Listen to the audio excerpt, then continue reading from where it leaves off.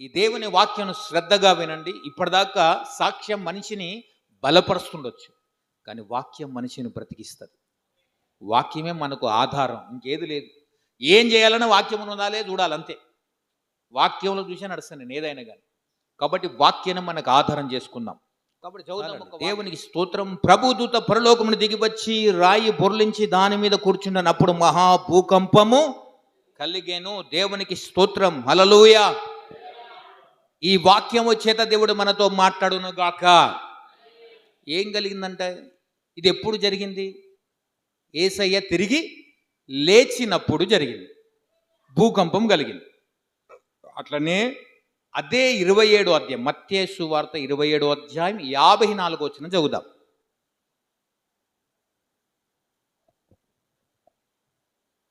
యాభై 54 వచనం చదవండి.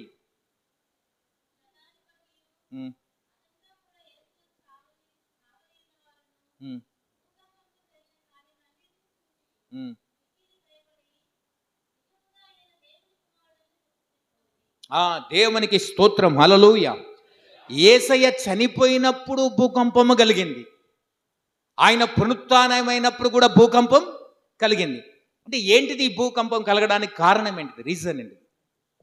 ఇది చాలా డీప్ సబ్జెక్టే, చాలా లోతైన సబ్జెక్ట్. భూకంపం కలగడానికి కారణమే. భూమి ఇప్పుడు మనలాగా ఇప్పుడు దానికి పంచ జ్ఞానేంద్రాలు లేవు.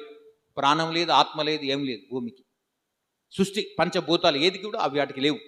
కానీ అవి ఎట్లా వ్యక్తపరచాలి? తన కోపాన్ని, తన బాధను ఎట్లా వ్యక్తపరుస్తాయి చెప్పండి? భూమి కంపన ద్వారా చెప్తుంది అంతే. భూమి కోపం వస్తే తెలుస్తుంది కంపన ద్వారా. గాలి బుర్రమని ఊసిందని అప్పుడు గాలి ఎంత భయంకరంగా వచ్చింది అంటే అంటే గాలి తన వ్యక్తిత్వాన్ని చెప్పడానికి ప్రయత్నం చేస్తుంది. అంటే భూమి కంపించిందనంటే అది తన వ్యక్తిత్వాన్ని నిరూపిస్తుంది. నాకు ఇది బాధ అయింది, ఇది సంతోషం కలిగిందని చెప్పడానికి. అది మనలాగైతే నోరు లేదు దానికి.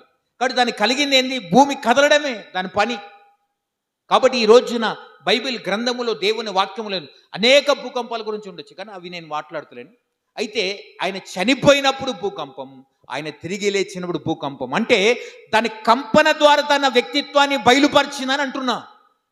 తన కంపన అంటే తన బాధను, యేసయ్యని ఇంత సృష్టికర్తను చంపుతున్నారు కదా నాయన, పరమాత్ముని పరిశుద్ధుని మీరు చంపుతున్నారు కదా, అయితే నేను చూడలేను అని చెప్పి అది కంపించింది. ఆయన తిరిగి లేచినప్పుడు మరణ కంపించింది. లేచినాడురా, సమాధి గెలచినాడురా యేసు అని అట్లా ఆ సంతోషంతో కంపించింది. దుఃఖముతో కూడా కంపించింది, సంతోషంలో కూడా కంపించింది. ఇప్పుడు మీకు అర్థమైందంట నా పాయింట్. ఇప్పుడు ఎవరైనా ఇంటికి పోతాం మనం, లేదా భోజనం చేస్తాం, భోజనం పెడతారు మనం. భోజనం పెట్టినప్పుడు జనరల్గా అడిగే ప్రశ్న ఏంటిది? తినేటప్పుడు ఎవరెవరో మీకు తెలియదా? మీ వాళ్ళు అడగరా ఇంట్లో ఎట్లుంది అయ్యగారు అని అంటారు. అదే కరెక్ట్ కదమ్మా, ఎట్లుందని అడుగుతారు కదా. ఎట్లుంది కూర, ఎట్లుంది భోజనం, ఎట్లుందని అడుగుతారు, ఖచ్చితంగా అడుగుతారు. అడిగినప్పుడు మీరు ఏం చెప్పాలి? మంచిగా ఉంటే మంచిగా ఉందని చెప్తారు, బాగాలేతే బాగాలేదని చెప్తారు, ఉప్పు చక్కగా ఉందో ఏదో ఒకటి చెప్తారు కదా, అంతే కదా. అంటే స్పందన అనేది అయితే చెప్తారు కదా. లేదా కొందరు స్పందించారు కూడా స్పందించారు. అదేం మనుషులు లపా లపా తిండి కూర్చుంటే ఏం మనిషి రాను అంచే. నేనంట నా భార్యకు ఒక మాట చెప్పిన, నన్ను అడగకు, ఎట్లుందని అడగు. అడిగినావు అనుకో, నాకు మంచిగా ఉంది అనుకో, నేనే చెప్పేస్తా 10 సార్లు. నేను చెప్పలేదంటే బాగలేదని అర్థం. నా భార్యకి క్లూ ఇచ్చినది. ప్రతి భార్య అర్థం చేసుకోవాలి, ప్రతి భర్త కూడా అర్థం చేసుకోవాలి. బాగుంటే నోరు ఆగదు, తిన్న నోరు ఆగుతుందా? ఆహా ఏం చేసినవి వాళ్ళు సూపర్ ఉంది సాంబార్ అని అనాలే కదా ఖచ్చితంగా. అనకుండా తింటున్నావు అంటే నువ్వు అరే ఏ స్పందన రాదా నీకు? ఒకసారి కేకలు వేస్తారు, శిష్యులందరూ కేకలు వేస్తూ ఉన్నారు. అందరు కేకలు, పిల్లలు కేకలు వేస్తుంటే యేసు బ్రదర్ వేగా ఊకే కేకలు వేస్తారు, ఆగమని చెప్పు. అదేందా కేకలు? అల్లరి కర్త కాదు కదా దేవుడు, ఆపమని చెప్పు అని అంటే అప్పుడు యేసు ఏమన్నాడు? వీరు నోరు మూసుకుంటే రాళ్ళు కేకలేసాయి. ఆమేన్, హల్లెలూయా. అంటే రాళ్లకు స్పందన తెలిసింది, భూమికి స్పందన తెలిసింది, కానీ నీకెందుకు స్పందన వస్తలేదని అంటున్నా నేను. ఈరోజు ప్రసంగంలో ముఖ్య పాయింట్ అదే. నువ్వు స్పందించగలగాలి. స్పందించకుండా కాము కూర్చొని తిని కూడా కూర్చుంటా అంటే ఎట్లా? ఒక ఆమె నన్ను అడిగింది, నా నుంచి ఎక్కడ నా గురించి తెలిసిన నన్ను అడగరు, ఎట్లుందని అడగరు. ఎందుకంటే మంచిగుంటే నేనే చెప్తా 10 సార్లు. నా భార్యకు తెలుసు కాబట్టి ఎవరు అడగరు. సరే ఒక ఆమె కొత్త దగ్గర పోయినప్పుడు మీటింగ్లో అన్నం పెట్టినాక అలా ఎట్లుంది పాస్టర్ అంటే నేనేం చెప్పాలి? అస్సలు బాగాలేదు, అది అస్సలు బాగాలేదు, నచ్చలే నాకు. ఇప్పుడు నేనేం చెప్పాలి? బాగలేదంటే ఆమె ఏమంటుంది? ఫీల్ అవుతారా లేదా? మోమాటానికి కన్నా బాగుందంటే నేను అబద్ధం అన్నట్టు కదా, అవునా కదా? నేను అబద్ధం ఆడొద్దు, ఆమెకు అర్థమయ్యేటట్టు చెప్పాలి. ఎట్లా చెప్పాలి? నేను చెప్పాలి. ఇక నేను అబద్ధం ఆడొద్దు, ఆమెకు అర్థం కావాలి. అంటే ఎట్లా చెప్పాలి ఇప్పుడు? అప్పుడు నేనేం చేసిన తెలుసా ప్లాన్? ఒకసారి ఇట్లనే దేవుడు నేను చెప్పి ఏం లేకున్నా ఆమె ఉప్పు లేదు, కారం లేదు, సత్కు చేసింది. మనిషి అన్నప్పుడు ఇప్పుడు ఉప్పు కారం తినేటప్పుడు ఉండాలి కదా, అవి ఏవి లేకుండా సప్ప చేసి తినమంటే తిన్నాక ఎట్లుందంటే బాగుందని చెప్పిన ఫస్ట్ తెలవక. అప్పుడు బయటకు వచ్చినాక దేవుడు అడిగిండు, బాగుందారా అది కూర అసలు అని అన్నాడు. బాగాలేదు ప్రభు. మరి ఎందుకు బాగుందని చెప్పి నువ్వు మరి ఇట్లా చెప్పాలి? మరి ఫీల్ అవుతారు కదా, వాళ్ళు ఫీల్ అవుతారండి. ఫీల్ కాకుండా చెప్పు. అప్పుడు అర్థం చేసుకున్న ఒక టెక్నిక్ అడిగింది అట్లనే ఒక ఆమె, ఎట్లుంది పాస్టర్ గారు? అమ్మ చాలా కష్టపడ్డావు బిడ్డ అన్న. చాలా కష్టపడ్డావు అంటే దాని అర్థమైంది. ఇప్పుడు ఆమె అర్థం చేసుకోవాలి, ఖాళీ ఆమె పూర్తి చేసుకోవాలి. బాగా కష్టపడ్డావు కానీ ఫలితం లేదు. ఇక ఆమె నొప్పించకుండా తాను నొప్పకుండా చెప్పవే సుమతి అంటారు కదా, సుమతి శక్తం అట్లా తాను నొప్పకి ఇతర నొప్పించకుండా చెప్పావు. అది అబద్ధం ఆడకుండా చెప్పాడు మాదన్నాడు. కాబట్టి బాగా కష్టపడ్డావు బిడ్డ, వెరీ నైస్ అని అన్నా. అంటే పోడుతుండా అసలు బాగాలేదంటున్నాను అంటే స్పందన అనేది చెప్పాలి. ఏదో ఒకటి చెప్పకుండా తినకుండా కూర్చోదు. అంచే మీ భార్యలు కూడా మీకు భోజనం పెట్టేటప్పుడు మీరు తినేటప్పుడు ఏమనాలి? చెప్పాలి. అరే ఏం చేసినావు బా ఇవాళ మస్తుంది కూర అను. కుషేతరాలు చేసినందుకు కష్టపడి ఏంది చెప్పకుండా లపా తిని పోతున్నావు అనుకో, ఏం మనిషి రేడు చెప్పడు. ఉప్పు ఉందా లేదు, కారం ఎక్కువ ఉందా, మంచిగా ఉందని ఒక్కసారి కూడా చెప్పాడు. నువ్వు చెప్పలేదంటే ఎవరు చెప్తారు తెలుసా? సైతాన్ గారు చెప్తారు. మరి జాగ్రత్త. భర్తలారా మీ భార్యలను ప్రేమించుడు అంటే దాని అర్థమైంది లోబడి. మీ భార్యను ప్రేమించడం, ఆమె ప్రేమించిన ఆమె చెప్పాలి. మంచి చేసినావు, జబరదస్తు కూర అనాలి. ఉప్పు తక్కువ పోయి మళ్ళొకసారి చూడాలి, ఇట్లా అనాలి. కానీ ఏ స్పందన లేకుండా ఖాళీ కూర్చున్నాం అనుకోండి, అది కరెక్ట్ కాదు. నాకు అట్లా అనిపించదు, నచ్చదు. ఆన్ ది స్పాట్లో నాకు అనిపిస్తే చెప్పేస్తారు ఎవరైనా కానీ. కాబట్టి ఈ రోజున దేవుని వాక్యం అంటుంది, ఆ స్పందించింది భూమి స్పందించింది, తన కంపన ద్వారా చెప్పింది. రాళ్ళు స్పందిస్తున్నాయి, బద్దలైనవి. చెరసాల్లో దేవాలయం పైనుంచి కిందికి తినిగింది. ఆ తెర జనిగి దేవుని తన తెరను చూపట్టింది, తన స్పందన చూపట్టింది. బండలు బద్దలైనవి, అది స్పందన చూపట్టింది. గాలి వచ్చింది, తన స్పందన చెప్పింది. తుఫాను వర్షం వచ్చింది, అది స్పందన చెప్పింది. ఇన్ని స్పందిస్తున్నాయి, క్రైస్తవుడు మాత్రం స్పందిస్తలేడు. ఒక విశ్వాసం స్పందించకుండా నిమ్ముకు నీరెత్తినట్టు కూర్చుంటే ఎలా ఇది సాధ్యం? నువ్వు స్పందించకపోతే దేవుని కోసం, దేవుని నమ్మినాక ఎట్లుండాలి? నీ లైఫ్లో స్పందన ఉండాలి ఖచ్చితంగా. ఒక సాక్షి జీవితం బతకాలి. మా ఇంటి పక్క ఒక ఆయన ఉన్నాడు, వాళ్ళు బాపునోళ్ళు. మా ఇంటి పక్కన హైదరాబాద్లో బాపునోళ్ళు ఉండే, కిరాయికి ఉంటారు. నేను కిరాయికి ఉంటాను, నా సొంత ఇల్లు ఏం లేదు. అంతా ఆ ఇల్లు కోసం చూస్తున్నాం. కాబట్టి అక్కడ నా పక్కన వాళ్ళు బాపునోళ్ళు ఉన్నారు. వాళ్ళు బాపునిస్తే అయితే నేను బ్రాహ్మణని తెలిసింది వాళ్ళకు. నేను చెప్పలే, ఎట్లా తెలిసిందో తెలిసింది. మీరు కూడా మా వాళ్ళండి అంటే కదండి అని అంటారు. మీ వాళ్ళ కానీ ఇప్పుడు యేసు వాళ్ళం అండి అన్న. మీ వాళ్ళం కాదు ఇప్పుడు అంటే మా వాళ్ళని అంటే కదా. అవునమ్మా. అది ఎందుకని అట్లా పోయారు నన్ను అడుగుతున్నా ఆమె లేడీ. ఎందుకు అట్లా వెళ్ళారండి అంటే అప్పుడు అట్లా అడిగిందే పాపం. ఇక ఆమెను వదులుతాం అమ్మను. ఎందుకు వెళ్ళారంటే అట్లా నా కూర్చో అని ఆ గోడవతల ఆమె, గోడవతల నేను మొత్తం సాక్ష్యం చెప్పిన. అవునండి చాలా గొప్పోడండి. గొప్పోడు కాదు, ఆయన అద్భుతకరుడు. ఆయన నిన్ను కూడా ప్రేమిస్తాడు, నిన్ను కూడా రక్షిస్తాడు. సమర్థుడు. యేసుని నమ్ము, నిత్య జీవం పొందు, లేత నరకం పోతా జాగ్రత్త అని ఒక మాటల కథం చేసి పడేసిన. సువార్త చెప్పిన, సాక్ష్యం చెప్పిన, సువార్త కూడా చెప్పేసిన. తర్వాత ఆమె ఖాళీ చేసి వెళ్ళిపోయింది. కనబడ్డప్పుడల్లా నమస్కారం పంతులు గారు అన్నా, పాస్టర్ గారు అన్న అర్థం కాదు ఇప్పుడు ఆమె. నమస్కారం అనబోయి పాస్టర్ గారు బాగున్నారా అంటారు. అంటే ఆ రెస్పెక్ట్ మనం చెప్పే విధానంలో ఉండాలి. నువ్వు సాక్ష్యం చెప్పాలి, నువ్వు స్పందించగలగాలి. దేవుని నమ్ముకొని సాక్ష్యం ఇంట్లో ఈడ చెప్తావు, బయట అసలుకే లేదు నీ సాక్ష్యం. పాత నిబంధన గ్రంథములో భక్తులు, లేదంటే ఆంధ్ర క్రైస్తవ కీర్తనలో భక్తులు ఏమన్నారు? సాక్ష్యమిచ్చేదా మన స్వామి యేసు దేవుడనుచు, సాక్ష్యమిచ్చేదా, సాక్ష్యం సాక్ష్యమనగ గనిన వినిన సంగతులను తెలుపుటయే, సాక్ష్యమనగ గనిన వినిన సంగతులను తెలుపుటయే, సాక్ష్యమిచ్చు కొరకు నన్ను స్వామి రక్షించెననచు సాక్ష్యమిచ్చెదాం మన స్వామి యేసు దేవుడనొచ్చు. వాళ్ళు దండం అది కొట్టకురా, నాకు రాదు కొడితే ఇది ఒకటి కొట్టు, అది కొడితే ఉన్నది పోతుంది నాకు ఎందుకంటే కీబోర్డ్ మేము పాడలేం కదా, మన సింగర్లం కాదు కదా, ఏదో ముక్క వస్తే అట్లా పాడతాం. ఇక సింగర్లు అయితే అందరూ పాడతారు. కాబట్టి దేవునికి మహిమ. ఒర్రంగా రోగం వస్తుంది, పాడంగా రాగం వస్తుంది అంట. ఆమెను హల్లెలూయా. నువ్వు వరితే రోగం, పాడితే రాగం. మీరు నోరే తెరుస్తలేరు, ఎంత మంచోళ్ళు. అన్నం తినేటప్పుడు తెరుస్తారా అసలు? నోరు తెరవాలండి. పాట పాడేటప్పుడు రాకున్నా చప్పట్లను కొట్టాలి. చప్పట్లు కొట్ట అట్లా చూస్తే స్పందించి అంటున్నా నేను. మంచి మాట, దేవుని స్తోత్రం, హల్లెలూయా, చప్పట్లు కొట్టాలి. ఇట్లా అది ఏదో ఒక యాక్టివిటీ చూపట్టాలంటున్నా నేను. అది చేయకుండా ఖాళీగా ఉంటే లాభం లేదు అసలుకి. నాకు నచ్చదు అది. కాబట్టి అందుంచి ఖచ్చితంగా స్పందిస్తే, నీకు ప్రేరేపణ వస్తే, నీకు అనిపిస్తే, దేవుడిని తాకినట్టు అనిపిస్తే, నీకు మాట్లాడినట్టు అనిపిస్తే, దేవునికి స్తోత్రం, హల్లెలూయా ఇట్లా అనుకుంటా పోవాలి. అప్పుడు నీ ఆత్మ వర్ధిల్లుతుంది. ఫ్రీడా నీ ఆత్మ వర్ధిల్లుచున్న ప్రకారం అన్నాడు. అంటే ప్రార్థనలో, భక్తిలో, వాక్యంలో లోహిత్ గారు చెప్పించారు కదా, వాక్యం చదవాలి, ప్రార్థన చేయాలి, సాక్ష్యం ఇవ్వాలి, ఇవన్నీ చెప్పించారు. ఇవన్నీ ఉండాలి. అంటే వాక్యం చెప్పేటప్పుడు స్పందించినప్పుడు స్పందించాలి. కాబట్టి ఇక్కడ ఈ విధంగా స్పందన కలిగి ఉండాలి. అవన్నీ స్పందించినాయి, నువ్వెందుకు స్పందిస్తలేవు? ఈనాటి క్రైస్తవ సంఘం ఎందుకు సాక్షిగా బతకలేకపోతుంది? కారణం అంటే యేసు నమ్మినాక మనం పొట్ట జీవితం కోసం బతుకుతున్నాం. పొట్ట కడుపు నింపితే చాలు, ఇల్లు కట్టుకుంటే చాలు, రోటీ కప్పడా మకాన్ ఔర్ క్యా హోనా జిందగీ మే ఓయి సోచరా సొప్పులో. మీకు హిందీ వస్తుందా? కొద్దిగా వస్తుందా? Okay right. నేను అప్పుడప్పుడు హిందీలో కూడా చెప్తాను. మరి అదే నేను మహారాష్ట్రలో కూడా సంఘం ఉంది కాబట్టి అక్కడ కూడా హిందీలో మాట్లాడాలి. కాబట్టి ఈ హిందీ, ఇంగ్లీష్ అన్ని మిక్సింగ్ వస్తాయి. కలగూర గంపనాది. దేవునికి స్తోత్రం, హల్లెలూయా. కాబట్టి ప్రభునందు ప్రియులారా, ఈ రోజున నువ్వు చేయవలసిన స్పందన ఏది? దేవుని కోసం ఏదైనా స్పందించగలగాలి. నువ్వు సాక్షిగా బతకాలి, కొందరినైనా వెలిగించాలి. దీపం ముట్టించేవాడని మంచం మీద, కొంచెం మీద, దీపస్తంభం మీద పెడతాడు కానీ మంచం కింద, కొంచెం కింద పెట్టాడు కదా. అనేకులకు వెలిగి ఇవ్వాలి.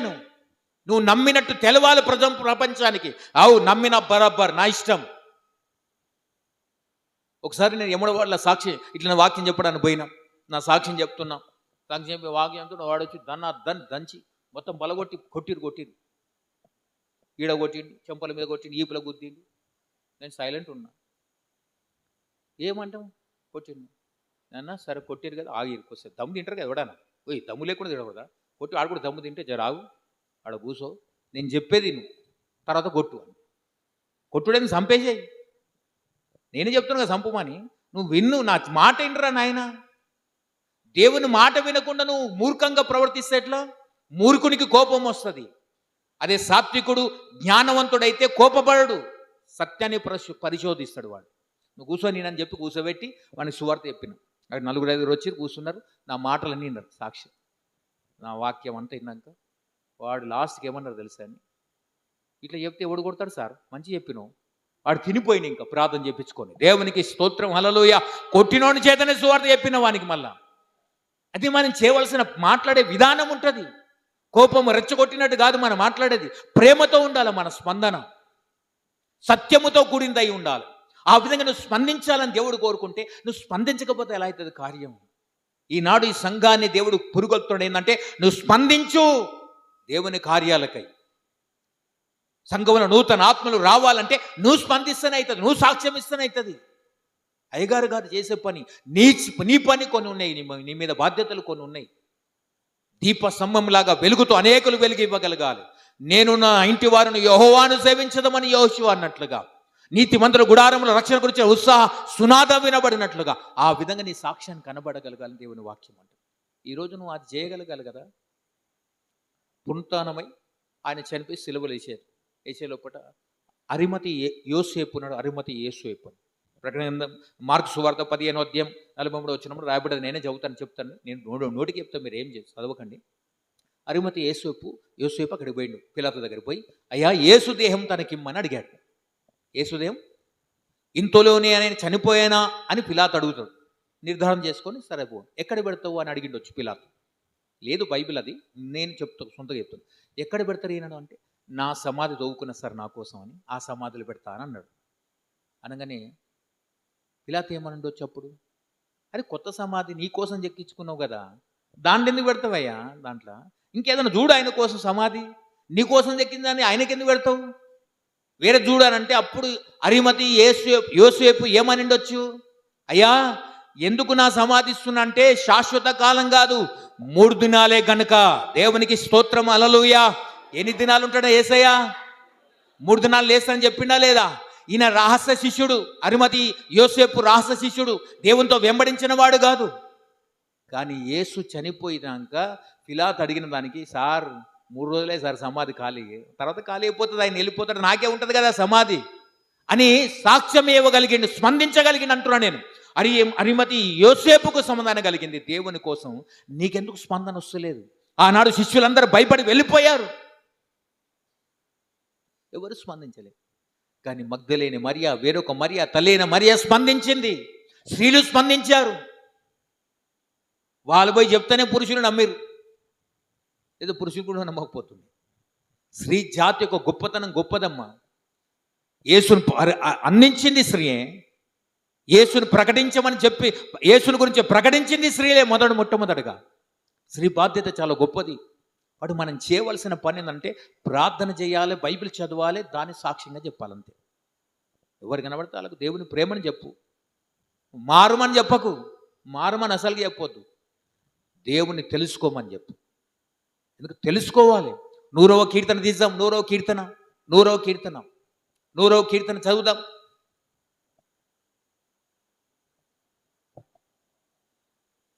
చేయండి త్వరగా.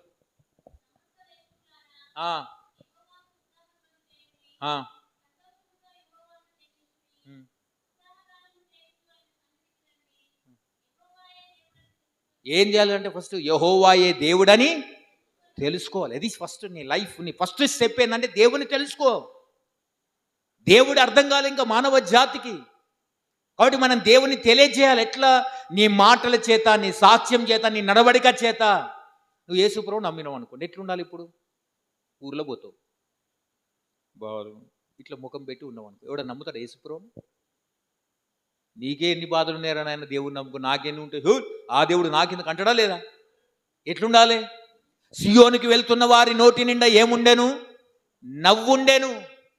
నవ్వాలి, సంతోషంగా వ్యక్తపరచాలి, ఎప్పుడు హ్యాపీగా కనబడాలి ప్రజలకు. నాకు కూడా కష్టాలు ఉన్నాయండి, బాధలు ఉన్నాయి, కానీ నేను ఎప్పుడు చెప్పుకోను ఎవరికి. సంతోషంగా ఉంటా, హ్యాపీగా జీవిస్తా. కాబట్టి ఈ రోజున దేవుడు అంటూ నువ్వు సంతోషంగా ఉంటే, నువ్వు నీ ముఖముల కళ ఉంటుంది, నువ్వు మాట్లాడితే మధురం వస్తుంది. అప్పుడు దేవుని మహిమను వాళ్ళు చూడగలుగుతారు. ఎప్పుడు సీరియస్గా ఉండి ఎవరితో మాట్లాడు అటెన్షన్ లాగా ఉంటే ఎట్లా? లేదంటే ఎప్పుడు బాధలు చెప్తావు. కొందరు విశ్వాసులు ఎట్లుంటారంటే ఏ పాస్టర్ వచ్చినా ప్రార్థన చేపించుకుంటారు వాళ్ళు, ఏ పాస్టర్ని వదలరాదు. అందరు తలకాయ గొర్రె పెట్టినట్టు తలకాయ పెట్టి చేస్తావా సస్తావా అన్నట్టు ఉంటుంది ఇప్పుడు పాస్టర్లు.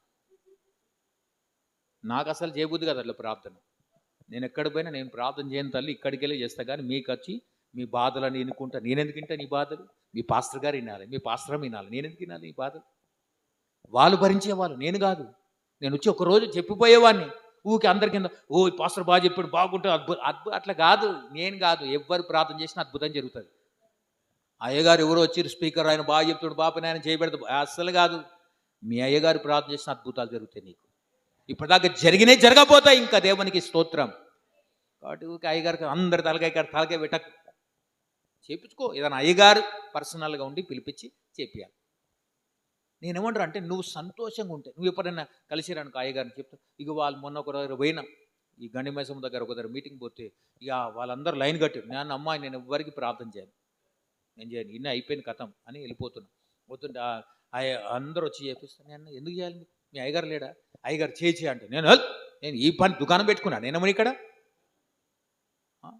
ఈ దుకాణం వద్దు నాకు, నేను వెళ్ళిపో, నువ్వు చేసుకోదా, నేను చేయనని చెప్పిన.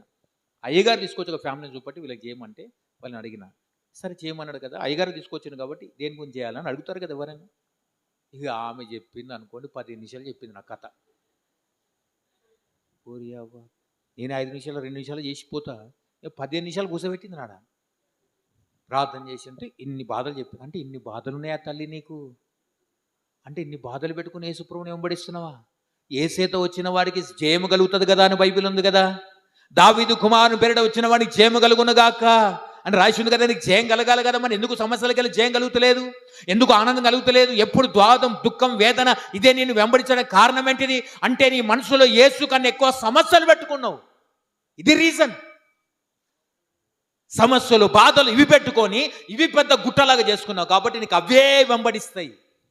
దులుపాలేసునామన సియోను ధూళి దులుపుకొని అన్నాడు కదా. ఒక్కసారి దులుపుతాం అలా రావద్దు, అది అంటగట్టవద్దు. ధైర్యం అట్లుండాలి, విశ్వాసం అట్లుండాలి. బైబిల్ ఏముంది? ఆవగింజంత విశ్వాసం నీ కొండను జరిగి సముద్రంలో పడమంటే పడతాడు. కొండ అంటే ఏంటిది? కొండ కాదు, నిజమైన కొండ కాదు. నీ సమస్య అనే కొండ, నీ రోగం అనే కొండ, నీ ఆర్థిక సమస్యలు అనే కొండ, నీ అప్పులు అనే సమస్య అనే కొండ, నీ భర్త నీ భార్య మార్గపోవడం అనే సమస్య అనే కొండ. ఈ కొండలు జరిగి పడమంటే పడాలి అక్కడ యేసు నామమున. ఇది నీ విశ్వాసమై ఉండాలి, అది నీ నమ్మకం. అట్లా అద్భుతాలు చేశాడు ఆయన. నువ్వు అట్లా ప్రార్థన చేయమంటే ఈ కొండను నెత్తి మీద పెట్టుకొని యేసేని ఇంత చిన్నగా చూస్తే ఏడుకెళ్తుంది కార్యం. గొలియాతును చంపడానికి దావీదు ఏం చేశాడండి? ఆయనే కాదు, ఫస్ట్ దేవుని చూడగలిగాడు. గొలియాతు అయితే పెద్దది చాలా అందరికన్నా, కానీ గొలియాతు కన్నా పెద్దది ఆకాశ మహాకాశ పట్టజాలని దేవా, ఇంత గొప్ప దేవుణ్ణి దూషించడానికి నువ్వెవడురా అని ధైర్యంగా నిలబడగలిగాడు. మనం సంఘాన్ని తిడుతున్నంటే మనం పక్కకు జారుకుంటాం అందరం. అయ్యగారి మీద పడదు, నాకేంది, నేనైతే మంచుకుంటా. మళ్ళీ పొద్దుగాల అయ్యగారి ప్రెసిడెంట్ ఎట్లున్నా బాగున్నామని కలగడానికి వస్తా. నిలబడాలి సంఘం తరఫున, అయ్యగారి తరఫున సత్యం కోసం నిలబడంటున్నా. సత్యం కోసం నిలబడేటోడు కావాలి. ఈరోజు స్పందన అనేది కావాలి. ఈ రోజున ఆ స్పందన నీ జీవితంలో ఉన్నదా? అరిమతి యేసేపు స్పందించి యేసుదేవుని అడిగాడు. భయపడి తెగించని రాయబడ్డది అక్కడ మాట. తెగించాడు. దేవుని సంపాదించాలంటే కొన్ని తెగించాలండి. ఇంకా పట్టుకుంటే లాభము లేదు. మా బంధువులు, మా చుట్టాలు ఇంకా మారలేదు కొందరు.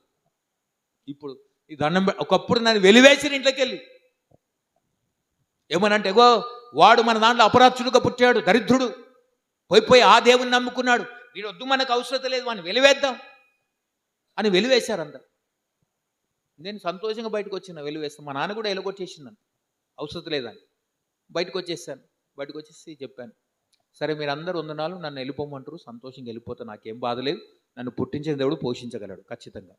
కానీ ఒక్క మాట మీ అందరికి చెప్తాను, అందరికి మా బంధువులందరూ కూర్చున్నాక మీ అందరి పెడి దండం పెడి చెప్తున్నా, మీరు యేసుక్రీస్తును నమ్మండి లేదా నరకం పోతారని చెప్పిన. ఏసే నిజ దేవుడు అని చెప్పినాం. అందరూ ఒక మొట్టకాయలు వేసి పంపించారు. బయటకు వచ్చిన, ఏం భయపడలే. కానీ ఇప్పుడు ఏమైంది తెలుసా అండి? ఈ దండం పెడతారు, రారా మా ఇంటికి ఒకసారి వచ్చి ప్రార్థన చేయంటే టైం లేదు నాకు. ఒకప్పుడు నన్ను వెలివేశారు, ఇప్పుడు పిలిచి రానంటే పోవడానికి ప్రార్థన చేద్దామంటే టైం లేదు నాకు. కాబట్టి ఒకసారి నీకు వచ్చిన అవకాశాన్ని సద్వినియోగపరచుకో, లేకపోతే అది మళ్ళా నీకు దొరకదేమో. టైం ఉన్నప్పుడు స్పందించడం, విశ్వాసం కోసం బ్రతకడం నేర్చుకోగలగాలి దేవుని కోసం.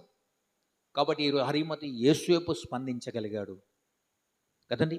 12 రక్తస్రావం గల స్త్రీ వెనుక ఇద్దరు, ఎవరు నన్ను ముట్టారు, నా నుంచి మహిమ బయలుదేరిందనండి. వెంటనే స్పందించి, అయ్యా నేనే అని సాక్ష్యం ఇచ్చింది కదా. మరి నువ్వెందుకు సాక్ష్యం ఇస్తలేవు తల్లి? నీ గ్రామంలో, నీ పల్లెలో, నీ ఇంటి వారికి నువ్వు సాక్షిగా బతకాలి కదా. ఇది నీ స్పందన కావాలంటున్నా. ఈరోజు నువ్వు స్పందించడం చాలా గొప్పది. అయితే ఎప్పుడైతే పునరుత్థాన బలాన్ని పొందావు, పొందకముందు ఎట్లుంటావు, పొందినాక ఎట్లుంటుంది అనే ఒక మాట చెప్పి ముగిస్తా. నేను ఎక్కువసేపు చెప్పను, కొద్దిగా క్లుప్తంగా అర్థమయ్యేటట్టు చెప్తాను కొన్ని మాటలు. ఇది ఫండమెంటల్గా చెప్పాను, కొన్ని ప్రాముఖ్య సూత్రాలు. అసలు కథ ఒక చిన్న మాట చెప్తా. పునరుత్థానం శక్తి పొందనప్పుడు ఎట్లా ఉన్నాడు, పునరుత్థాన శక్తి పొందినాక ఎట్లున్నాడు ఒక ఆయన. బైబిల్లో ఒక వ్యక్తి ఉన్నాడు. అతని పేరు, యేసుకు 3 స్నేహితులు ఉన్నారు, చాలా దగ్గర స్నేహితులు, చాలా ఇష్టమైన శిష్యులు ఆయన. ఎవరంటే పేతురు, యోహాను, యాకోబులు కదండి. కాబట్టి ఈ 3లో అతి దగ్గర ఉన్నవారు ఎవరంటే పేతురు, సీనియర్ మోస్ట్ అంటే పేతురు. ఈ పేతురు ఎటువంటి వాడు అని బైబిల్ అంటుందనంటే, ఈ పేతురు ఎటువంటి వాడనంటే, మొట్టమొదటిగా మనం యేసు ప్రభు దగ్గర పట్టించేద్దాం. యేసు దగ్గరకు వచ్చి ఏమడిగినంటే, నీవు ఆయనతో ఉంటివి కదా అని అడిగారు అందరు. నువ్వు కూడా ఆయనతో ఉంటివి కదా అంటే, నేను నాకు తెలియదు, ఆయన ఎవరో నాకు తెలియదు. ఇన్ని రోజులు తిన్నాడు, ఇన్ని రోజులు తిరిగిండు, ఇన్ని రోజులు మంచి ఏసేతోటే ఉన్నాడు, కానీ ఇప్పుడు ఏమంటుండు? మరి నీ సాక్ష్యం ఎలా ఉంది? అట్లనే చెప్తావు నువ్వు కూడా స్పందన. ఏమిరా నువ్వు కూడా నమ్మిన వాళ్ళే? బరాబర్ నమ్మినా. నిలబడతా దేవుని కోసం, సంపద నిలబడుతుడు కావాలి. పేతురు నాకు తెలియదు ఆయన, నాకు తెలియదు నాయనో నీకు దండం పెడతా అన్నాడు. ఒక చిన్నది అడిగితే అమ్మతోడు అయ్యతోడు నాకు తెలియదు ఆయన అంటే ఎన్ని అబద్ధాలు, 3 సార్లు అబద్ధాలు ఆడి, ముమ్మారు నువ్వు అబద్ధం ఆడదామని యేసయ్య చెప్పిండు అన్నట్టే అబద్ధం ఆడిండు. పునరుత్థాన శక్తి పొందనప్పుడు ఆయన అబద్ధికుడు. కానీ ఎప్పుడైతే పునరుత్థానపు శక్తిని పొందిండో ఏమని తెలుసండి, అబద్ధమాడేవారు అతని ఎదుట నిలవలేక చచ్చిపోయారు. దేవునికి స్తోత్రం, హల్లెలూయా. ఒకప్పుడు అబద్ధికుడు దేవుని శక్తి పొందిన తర్వాత ఏమైంది, అననీయ సఫైరా వచ్చారు. ఇంతకేనా మీరు పొలం అమ్మితేరంటే ఇంతకే పట్టకమని చచ్చి అబద్ధమాడిన చచ్చిపోయారు. ఒకప్పుడేమో పేతురు అబద్ధికుడు, కానీ శక్తిని పొందిన తర్వాత ఏమైపోయాడు, అబద్ధమాడేటోడు నిలబడలేకపోయాడు. ఇంకో పేతురు రెండవ గుణం ఏం తెలుసండి, శక్తి పొందకముందు ఎటువంటి వాడంటే నిద్రపోతు. కొందరు ఉన్నారు మహాశయులు కుంభకర్ణులాగా నిద్రపోతారు. ఓ అంటే నిద్ర వస్తుంది, వాక్యం చెప్పేటప్పుడు నిద్ర వస్తుంది, వాళ్ళకి ఎప్పుడు రాదు, మళ్ళా మందిరంకి వస్తే నిద్ర వస్తుంది. హైదరాబాద్లో ఒక సంఘం ఉన్నది, నాకు తెలిసిన సంఘం. ఆ సంఘములో ఒక వ్యక్తి పోతుండంట, పోయి ఆడ కూర్చుంటుండు, మూల కూర్చుంటాడు అన్నట్టు. అట్లా చేస్తుండే వాక్యం చెప్తున్నా. అంత అయిపోయినాక లాస్ట్కి ఆయన లే అంటే లేచి అయిపోయిందా సార్, అది ఇంకొకసేపు చేద్దా సార్ అన్నట్టు. అయిపోయింది అయిపోరాదని వెళ్ళిపోయాడు. అయ్యగారు ఏంద్రా ఈడు ప్రతి వారం వస్తున్నాడు మూల కూర్చుంటాడు అని అనుకుంటున్నాడు. ఒకరోజు అయ్యగారు కలిసి 4-5 వారాలు ఏంద్రా బాబు ఊకి వస్తున్నావు ఆడ మూల కూర్చుంటావు ఏంది కథ అంటే, సార్ నాకు ఒక రోగం ఉంది సార్, ఏంటంటే నిద్ర పట్టదు సార్ నాకు. డాక్టర్లు తిరిగి మందులు వాడినా నిద్ర పడతలేదు. అయితే డాక్టర్ చెప్పిండు మూలకు ఒక సంఘం ఉంటుంది, ఈ కారణాలు ఒక సంఘం ఉంది, ఆ సంఘానికి పో, ఆడిపోతే నిద్ర వస్తుంది అన్నాడు అంట. ఇప్పుడు ఆయన వచ్చి ఆ సంఘంలో మూల కూర్చుంటే నీకంటే వాడు ఎవడో నమ్మలే దేవుని, వాడు ఎందుకు వస్తున్నాడు చెప్పరేమురా, నిద్రపోవడానికి వస్తున్నావు. నువ్వు ఎందుకు వస్తున్నావు అని అంటే ఆ సంఘం ఎట్లుందంటే నిద్రపుచ్చే సంఘం లాగా ఉంది అంటున్నా నేను. నిద్రపోయిన లేపేవాడిని ఉండాలి మన సంఘం, హల్లెలూయా. నిద్రపోయే సంఘంలా కాదు, లేపే సంఘం ఉండాలి. నువ్వు పండుకున్నా లేపగలగాలి యేసునామమున. కానీ ఎందుకో ఈ ఆత్మీయతలో, ఈ జీవితంలో, క్రైస్తవ జీవితంలో నిద్ర అంటే ఎంత ప్రీతి ప్రాణం అనుకున్నావు మనుషులకు. పేతురు కూడా అంతే, ఒక్క గడియ నాతో మేలుకుండలేరా అని వేసి అడిగితే పేతురు నన్ను అయ్యా ప్రభా లేస్తాను లేచి స్తోత్రం మళ్ళా అడుగోగానే మళ్ళా అంటున్నాడు. ఏం నిద్ర నాయన, ఒక గడియ నా కోసం మేలుకున్న ప్రభు అడుగుతున్నా కొద్ది పంటున్నాడు, అంత నిద్ర. కానీ పునరుత్థాన శక్తి పొందిన తర్వాత ఏమైంది, అపొస్తలుల కార్యం 2వ అధ్యాయం 42 ఎడతెగని ప్రార్థనా జీవితం ఉన్నదంట. దేవునికి స్తోత్రం, హల్లెలూయా. 10 దినాలు రాత్రిం పగలు ఆ మిద్దె మీద మేడ మీద కూర్చున్నారు, దేవుని ఆరాధించారు, దేవుని శక్తిని పొందారు, బలమైన కార్యాలు చేస్తారు. నిద్రమత్తుపోయింది. తర్వాత ఇంకోటి మాట, అదే 12 అపొస్తలుల కార్యం 12వ అధ్యాయం 5-6 వచనం కూడా నిద్రపోయినట్టుగా ఉన్నది. కానీ ఇప్పుడు నిద్రపోయింది తెలుసా అని, చెరసాల సంఘం ఆసక్తితో ప్రార్థన చేస్తుండగా పేతురు మంచిగా చెరసాలలో నిద్రించానని రాసింది. ఆ నిద్రకి తేడా ఏంది తెలుసా అండి, అప్పుడేమో ప్రార్థన చేయమంటే నిద్ర వచ్చింది, ఇప్పుడు ప్రార్థన ఎక్కువ నిద్ర వస్తుంది. అంటే ప్రశాంతంగా పండుకొని ఎప్పుడు ఇస్తారు తెలుసా అండి, దేవుడు తన ప్రియులు నిద్రించుచుండగా వారికి ఆయన అనుగ్రహించును. పీస్ మైండ్ ఎప్పుడు వస్తుందో తెలుసా అండి, దేవుని సంపూర్ణంగా నమ్మినోనికి భయం ఉండదు, సిగ్గుండదు, దిగులు ఉండదు, ఏ టెన్షన్ ఉండదు. హెచ్కే ఫ్రాన్సిస్ అని ఒక ప్రవక్త ఉన్నాడు, చెన్నైలో ఉంటాడు, బెంగళూరు ఉంటాడు. ఆయన ఒకసారి తెలుగు రాదు, ఆయన కొద్దిగా తెలుగు కానీ తెలుగు మాట్లాడతాడు అప్పుడప్పుడు. ఆయన ఒక పాట పాడాడు, చిన్న పాటను కానీ దాంట్లో ఎంత ప్రభావం చూపట్టిన పాట అంటే, నా చిన్నెదోనెలో యేసయ్య ఉండగా, నా చిన్నెదోనెలో యేసయ్య ఉండగా, భయమే లేదు నాకు దిగులే లేదు, భయమే లేదు నాకు దిగులే లేదు. అలలు పైకెగిరిన సుడిగాలి వీచిన, అలలు పైకెగిరిన సుడిగాలి వీచిన, అదరను నేను అసలే బెదరను నేను, అదరను నేను అసలే బెదరను నేను. నా చిన్నెదోనెలో యేసయ్య ఉండగా, నా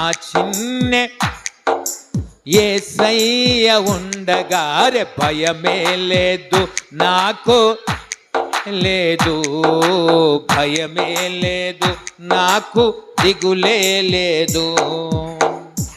దేవునికి స్తోత్రం, హల్లెలూయా.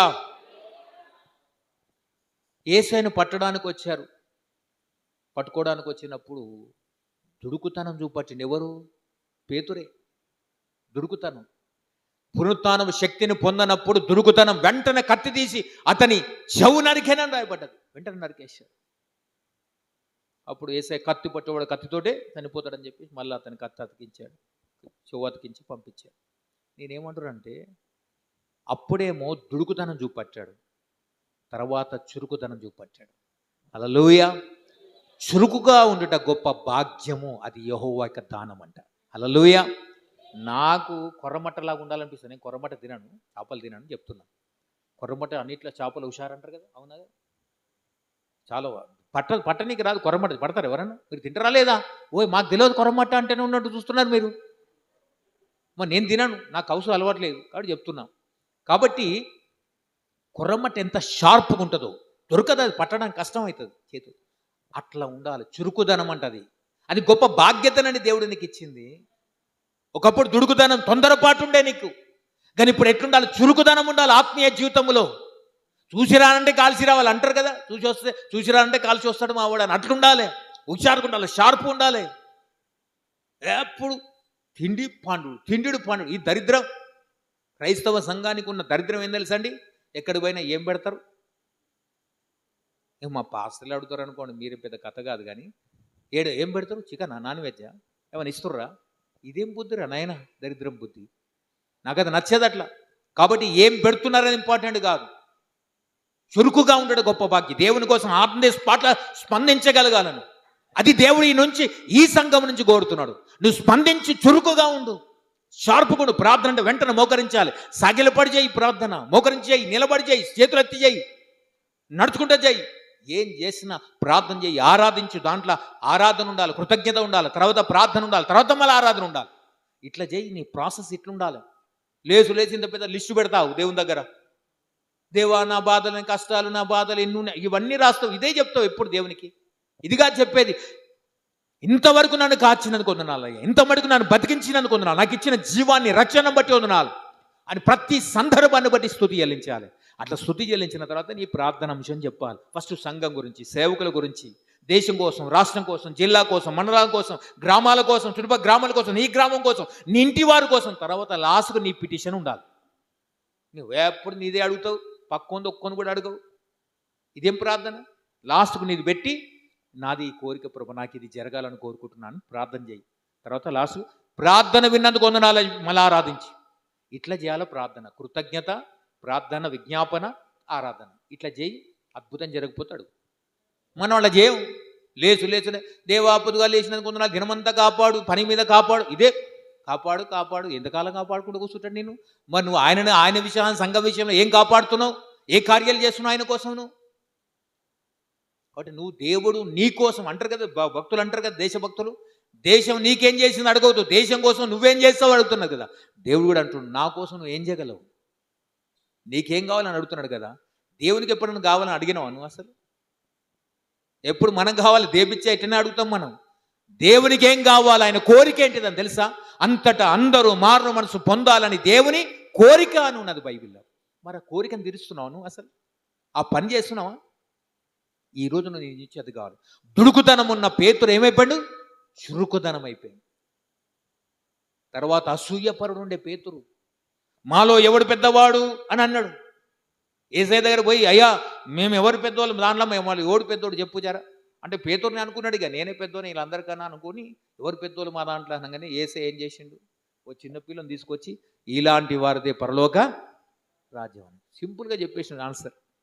అంటే చిన్నపిల్లలాగా ఉండాలని, ఆ స్వభావం కలిగి ఉండాలి, తగ్గింపు ఉండాలి, ఓర్చుకోవాలి, సహించాలి, తట్టుకోవాలి. ఇది కాబట్టి ఈ రోజున అసూయపరుడు ఏమైపోయాడు తెలుసా అండి? ప్రోత్సహించేవాడైపోయాడు. అందరినీ ప్రోత్సహించండు, బలపరిచిండు, పురుగొల్పిండు. మేము దేవుని మాట వినటం ఇష్టమా, మీ మాట వినటం న్యాయమా అని అడిగిండు. ధైర్యం ప్రోత్సహించిన అనేకులు సంఘాలను ప్రోత్సహించు రాశను. అంతేకాదు, చివరిగా ఆయన పెరుకోడు పేతురు. పిరికివాడుకుండే. అందరు గాంభీర్యం కనబడతాడు అంతే, డొల్లా లోపల ఏముండదు. కొందరు అట్నే కనబడతారు, నాకేం తక్కువ అన్నాడు. ఓరి నీకేం లేదు రా, లోపల దమ్ము ఉండాలి, గుండెల ధైర్యం ఉండాలి, విశ్వాసం, నెత్తి మీద అభిషేకం ఉండాలి, నోట్ల వాక్యం ఉండాలి, లోపల విశ్వాసం ఉండాలి. అది దేవుని పని చేయటం అంటే. కూడా పిరికివాడు పేతురు పిరికివాడు ఉండే, కానీ తర్వాత ఏమైపోయాడు? ధైర్యవంతుడైపోయాడు. పునరుత్థానం శక్తి పొందుతే అంచే మనం ఏముండాలి? పునరుత్థానుడా నా యేసయ్యా, పునరుత్థానుడా నా యేసయ్యా, మరణము గెలచి బ్రతికించితివి నన్ను, మరణము గెలచి బ్రతికించితివి నన్ను, స్తుతి పాడుచు నిన్నే కరచుచు ఆరాధించెద నీలో జీవించుచు, స్తుతి పాడుచు నిన్నే గణపరచుచు ఆరాధించెద నీలో జీవించుచు. కాబట్టి నువ్వు కేవలం ఆయన స్తుతి, ఆయన శక్తిని పొందిన తర్వాత ధైర్యవంతుడు కావాలి దేవుని కోసం, పిరికోడు కాదు. ఇప్పుడు ప్రకటన 21:8 పిరికి వారందరూ నరకములో ఉంటారని బైబిల్ చెప్తుంది. దేవుని నమ్ముకొని పిరికితనమేందిరా? ధైర్యం పోతే పోతే ఒకరోజు సస్యదాస్యం నిలబడాలి దేవుని కోసం రోషం కలిగి. అది నా ధైర్యం. నాకు డబ్బు బలం లేదు, డబ్బు లేదు, ఏ సంఘం బలం లేదు, ఎవరో ఇస్తారని ఏది ఆశించాను నేను. దేవుని నమ్మినాక దేవుడు నా వైపు చూడు, నువ్వు ఎవరిని అడగక, నేను అడగాలి ఇప్పటిదాకా ఎవరు. నా బిడ్డ పెళ్లి చేసిన 14 లక్షలు ఖర్చు అయింది. ఇప్పుడు కారులో వచ్చకుండా చెప్పుకొని వచ్చిన 14 లక్షలు ఖర్చు పెట్టిన, ఒక్క పైసా కూడా నాది కాదు, దేవుడిచ్చిందే. ఆమేన్, హల్లెలూయా. నా భార్య అంటుంది, అరే ఏం చేస్తావు నీ బిడ్డల కోసం, బిడ్డ పెళ్లికి వచ్చింది, మరి పెళ్లి చేయాలంటావు, మరి ఎట్లా చేస్తావు, ఆమెకు పైసలు జమ చేసినావు అంటే, నేను పైసలు జమ చేసే రకమే కాదు. నేను ఎప్పుడు పైసలు ఖాళీ నా దగ్గర ఉండవు. సేవలు ఖర్చు పెట్టడం అంతే. పనికిరాని తిండి బయట తినను, ఇంట్లో తింటే ఆకుకూరలు, కాయగూరలు, పప్పు, సాంబార్, ఇవే మనం తినేటి, మంచిగా తింటా. ఎప్పుడో ఈ మధ్యలో ఈ మటన్ ఒకటి అలవాటైన దరిద్రం పాడు కానీ ఏదో అది కూడా లేదు. ఇక ఎడబోయినా అది పెడుతురు కదా పాస్టర్లు అంటే, ఓ నువ్వు కూడా ఇంత కడుపు ఖరాబ్ చేస్తారా నాయన, జర మంచిగా పెట్టురు. కాబట్టి ప్రభుని అట్లా. కాబట్టి ఆ విధంగా నేను ఏది ఇష్టపడి తినాను. నేను తింటే ఏదైనా ఇష్టపడ్డానంటే స్వీట్ ఒకటి ఇష్టం నాకు, అది బిందాస్గా తింటా, కానీ దాన్ని అరగ తెచ్చుకుంటా కూడా మళ్ళా. కాబట్టి ప్రభు ఆ విధంగా అంటే దేవుని కోసం మండాలి. పైసలు సంపాదించి, ఆస్తి సంపాదించి, బిల్డింగ్ సంపాదించి, ఏ బిల్డింగ్ లేదు, ఏ ఆస్తి లేదు, నాకు బ్యాంక్ బ్యాలెన్స్ లేదు, కానీ గుండెలో మాత్రం విశ్వాసం, ధైర్యం ఉంది, నోట్ల వాక్కున్నది, నెత్తి మీద అభిషేకం ఉంది, ఆ ధైర్యంతో బతుకుతున్నా నేను. ఈరోజు నీ నుంచి కోరేది అదే. నీకేమున్నదని చూడకు, నా పొలం ఉంది, నా బలం ఉంది, నా ఇదంతా రాదండి. ఇంతలో కన్నబడి అంతలో మాయమయ్యే ఆవిరి వంటిదిరా జీవితం, లోకాన కాదేది శాశ్వతం. ఏది ఉండదు, ఒకరోజు అన్నీ పోతాయి. నువ్వే పోయేటప్పుడు ఇంకే నీతోటి ఏమొస్తాయి? అప్పుడు దేవుడు అడుగుతాడు, ఏం చేసినావు బిడ్డ నా కోసం అంటే ఏం చెప్తావు? నేను చనిపోయినాక నేను దేవుని దగ్గర ఒకటే కోరిక కోరినా, సచ్చే లోపట దేవుని దగ్గర పోతే బలా నమ్మకమైన మంచి దాసుడు అంటే చాలు. ఈ పని కోసం బతుకుతున్నా నేను. కాబట్టి ఈ రోజున ప్రియ దేవుని సంఘం దేని బిడ్డలారా, స్పందన కలిగి ఉందాం, పేతురులాగా శక్తిని పొందుదాం. కాబట్టి శక్తి కలగడానికి ఏం చేయాలి తెలుసండి? కృతజ్ఞత చెల్లించాలి, ప్రార్థన చేయాలి, తర్వాత ఆరాధించేటప్పుడు ఇప్పుడు నీ శక్తి నాకు దయచేయి, నీ ప్రసాదం, నీ అభిషేకము నాకు దయచేయని అడుగు. అప్పుడు దేవుని ఆత్మచేత నింపబడి బలమైన కార్యాలు నీ ద్వారా జరిగిస్తాడు దేవుడు. అది కోరుకోవాలి. శక్తి పొందినోడు కార్యాలు పేతురు ఎట్లా జరిగింది? పిరుకోడు ధైర్యవంతుడైండు, అబద్ధికుడు అబద్ధం చెప్పేవాడు నిలబడలేకపోయాడు, అసూయపరుడు ప్రోత్సహించేవాడైపోయాడు, నిద్ర లేనివాడిగా తయారయ్యాడు. ఇది నువ్వు చేయవలసిన పని. ధైర్యవంతుడు దేవుని కోసం పనికొచ్చే పాత్రగా నిలబడదాం. అట్టి కృపా దేవుడు మీ అందరికీ మనందరికి అనుగురించి దీవించి ఆశీర్వదించును గాక. ప్రార్థన చేసుకుందాం, కళ్ళు మూసుకుందాం.